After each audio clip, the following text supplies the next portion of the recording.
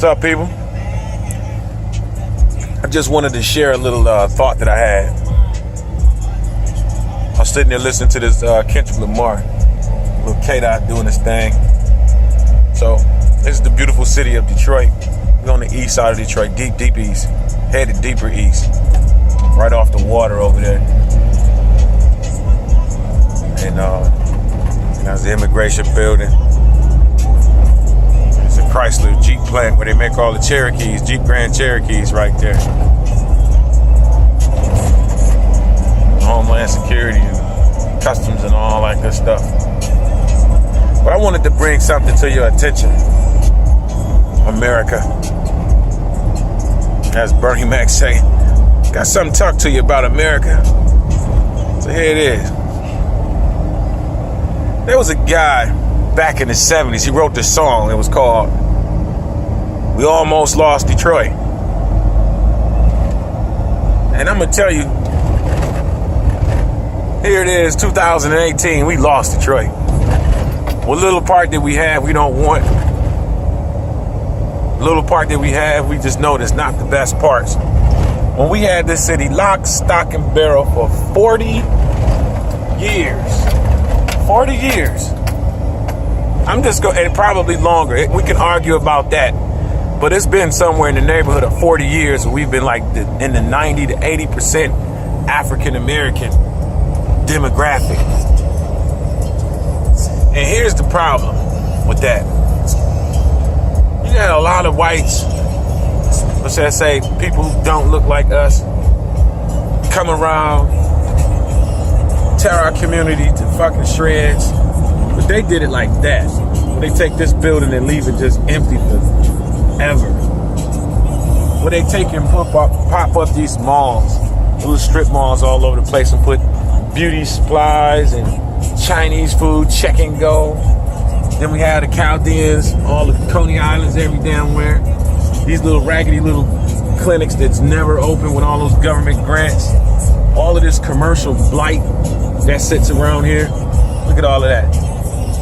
This is what white America has done, or should I say, non-black America has done, right? I mean, if you're looking at this is just a regular block. Main Street in the city of Detroit. A lot of this shit is closed. Ain't nothing been in there for years. We've got in there and vandalized it. We got in there and tore it all apart. Stripped it for whatever we could strip it for. You know? Like, this is what we did with what they did. Because black folks never really owned these things. These things was all bought and paid for by other ethnic groups. Not black folks. There's them right there. Little Lutheran churches that sit very well kept Lutheran churches in the middle of your community. You know, all these churches, there's a church, there's another church, there's another church. You know what I mean? There's a car wash. We don't own none of this stuff. This building here has been vacant. It's a little strip mall that's up and coming. Hair salons, bait shop, you know. This building here, like I say, been sitting here vacant for the longest. Now, where I'm turning right here is Grosse Pointe. Now, I'm turning away from there because they don't too particularly take lightly the colors. Folks, you know what I'm saying, wandering across their borders. They tend to do you real greasy. You know what I mean? Real sneaky. But I want to just let you know, over there, the property value jumps up. On the other side of this street, not this street, but the next street. You'll see in a moment. Property value jumps up probably 1 to 5 times just on that side of the street. However, on this side of the street, it's just blight. But I want to talk about this blight. This is us. That's us. These abandoned houses, these dilapidated homes, you know, they've been sitting there. Some people actually living in them, living in these houses. Here's some more commercial blight. Stuff just sitting there, ain't for sale. Can't find out who owns it. They put their Mike Duggan sign out there. He's Great White Hope. He getting these darkies out of here. But look at that. See all this stuff here? This is us. Selling crack. Burning houses down. Stealing every damn thing. We walking around with drug habits and mental illness is ripe in our community. We don't have the skill set We don't have the skill set really to bring forth the kind of change that we need to bring. You know what I mean? We just don't have it. And because we don't have it, we sat in these communities and we destroyed them. Now, a lot of black folks I know, so-called black folks, we ain't gonna like that. People who look like me and you, we ain't gonna like that because we getting called to the carpet. So the city decided to respond in kind now that we have new management. That's what we're talking about.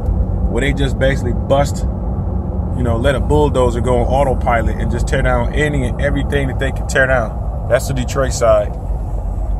This side right here butts up to Grosse Pointe.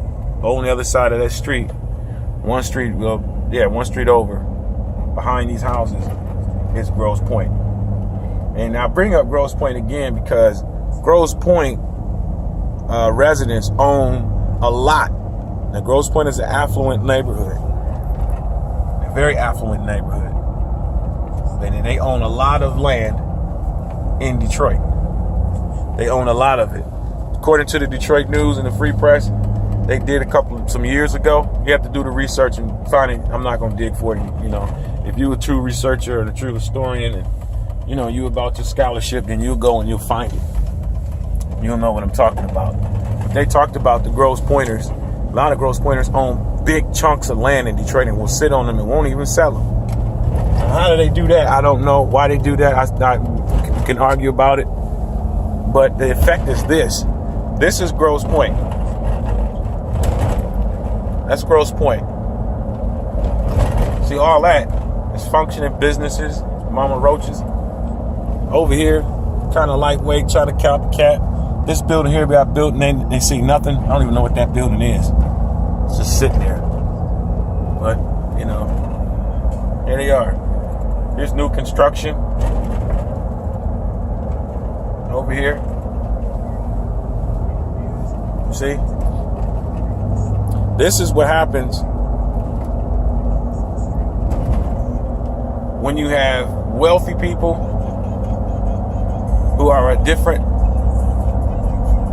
ethnic background, culture,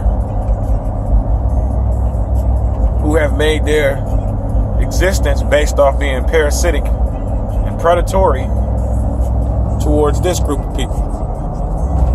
And this group of people have made their living by being professional victims of them people.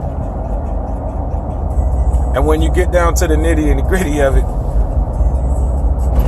like I say, you ride through these cities of Detroit and you look at all the different things, you realize that it was us that was over here selling drugs. It was us that was out here going over here robbing and stealing. It was us tearing up houses and for the copper. Those were our family members, our friends, our associates, our people, who have drug habits that we supply. And I hear people say, well, didn't nobody fly it over here? Yeah, but if I gave you a gun, you going to pick it up and blow your brains out? And if you did, whose fault would that be? Me for laying a gun on the table, or you for picking it up and blowing it out? Or for both of us not being smart enough not to even have that dumbass conversation? I picked the third. But like I said, we destroyed Detroit. Like I said, Gil Scott-Heron wrote that song, We Almost Lost Detroit. Well, now in 2018, we have lost Detroit. Detroit has, went through a change overnight, seems like. Overnight, we went through a change. Everything around here is just totally changed up, for the better or for the worse, however you want to call it. But it's amazing the disparity between wealth and not wealth. And it's amazing the disparities between, accountability and people being accountable for their own doings on both sides of this track. One side of the track sits there and says they didn't do nothing. And the other one sits there and says, yeah, you did. It's just all your fault. It's all your fault. It's like masculine, feminine. Which brings me to my next and last point. Men, you got a black man, so-called black man, brothers who look like me and me and you, look like us. We got to wake up or die.